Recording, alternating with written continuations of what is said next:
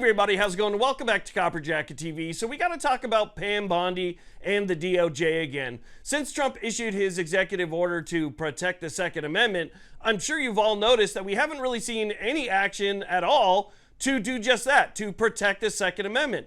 As a matter of fact, as part of that executive order, Pam Bondi and the DOJ were supposed to report back to the executive branch within 30 days of all Biden-era administration Second Amendment infringements. Well, that time has come and gone, and so they got an extension, and that time has come and gone as well. And not only have we not seen anything actually done to protect our Second Amendment rights, but we've actually seen things to the contrary, like the current DOJ under Bondi supporting a decision by the Fifth Circuit Court of Appeals that suppressors are not arms and therefore not protected by the Second Amendment. Things are a little bit backwards here. We got to talk about what's going on, so let's get to it.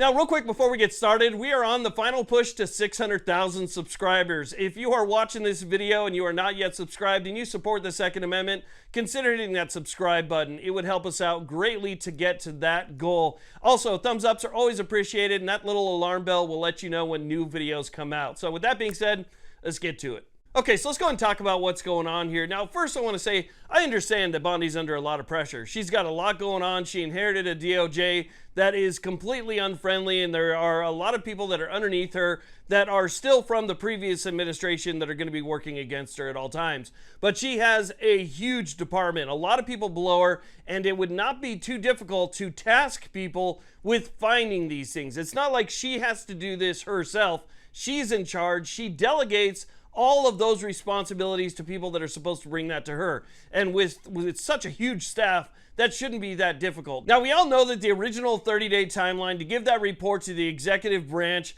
expired, and they didn't have that report ready, so they asked for an extension. That extension was up last Sunday, so just a couple days ago at the time I'm making this video, and we haven't heard anything yet about that report being given to the executive branch. Now, people are saying that it might be done in private, that this isn't something that they're going to make public until they have a chance to review it. But there have been news outlets like ABC that have attempted to find out whether or not that report was given, and the White House is not commenting on whether or not they have the report or not. And for me, I think this is something that they would like to make public because, again, this was one of the campaign promises. So if the report was turned in, they could at minimum say the report was turned in and then move on from there, review it in private, and then, release what they want to release from it. But I think they would at least come out and say, hey, we have the report. And that just hasn't happened yet, which leads me to believe, just, looking at things through an open lens, that they don't have it, that report has not been turned in yet. Now, there have been some good things that have happened. We saw the White House Office for Gun Violence Prevention get shuttered, so that office no longer exists. That was basically our tax dollars going to promote future gun control. That's something that should have never existed, but it's nice to see that that's gone.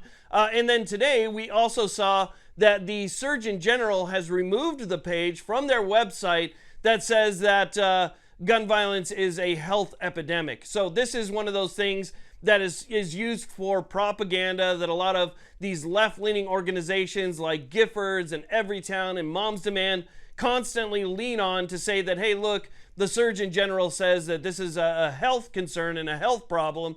Thankfully, under RFK, that website has now been scrubbed as well. So that is no longer part of the Surgeon General's stance. Those are two very big things. We've also seen a couple of court cases that have been placed on hold until the executive order can be analyzed and reviewed and all the policies under that previous administration could be reviewed. But again, they're kind of few and far between. We haven't seen anything major rolled back to this point or anything restored that was previously removed by the Biden administration. Now, if Pam Bondi is actually serious about conforming to Trump's agenda and Trump's serious about restoring people's Second Amendment rights, then the DOJ doesn't have to wait for an executive order from Trump in order to do something. Pam Bondi is in charge of the DOJ. If she sees infringements, if she knows of cases that are creating infringements or supporting infringements, she actually has the power to do that without asking the executive branch. She's in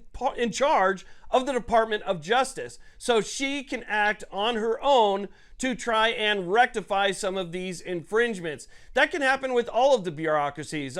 We've seen some department heads change. We've seen the ATF. We have a new director at the ATF, right? Somebody who says that they're on our side and wants to restore our rights. They can act on their own through that bureaucracy. They can get rid of certain rules and regulations, and they can do that without any type of executive order. So now is not the time to just sit back and relax and let the politicians and bureaucrats just play out their games. Now is the time to push harder than ever. I don't think a lot of people really understand how small our window is here. We have a very short window. It's not just maybe 4 years. It could be less than that given the midterm elections. If we lose the House or the Senate, then obviously that's going to change, well, pretty much everything, right? So we have a very short window to get the things done that we want to get done. And we need people on our side that are going to make that happen. And sitting around and playing games or just waiting for things to happen or giving them the benefit of the doubt, this is not the time for benefit of the doubt. This is the time to push harder than you would push before. Waiting until things are not in our favor to where we push as hard as we want, nothing's going to happen, like it did for the last 4 years, then that does nothing.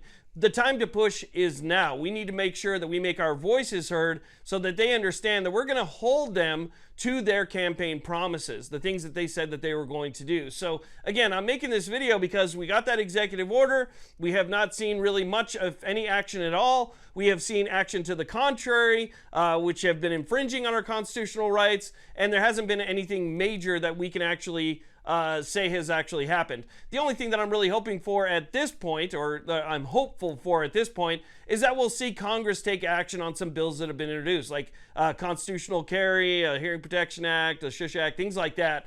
I'm hoping that Congress acts on those. But in the meantime, we just can't stay silent. So I wanted to let you guys know about that. I wanted to talk about it, and I wanted to get your guys' feedback on this. If you wouldn't mind, leave a comment down below. Let me know what you think about, everything that's going on. And tell me what you think about Bondi and the executive order as well. Just let me know in the comment section. I appreciate it. Anyway, I want to thank you all very much for watching. I really do appreciate it. Please like, subscribe, and you guys have a great day.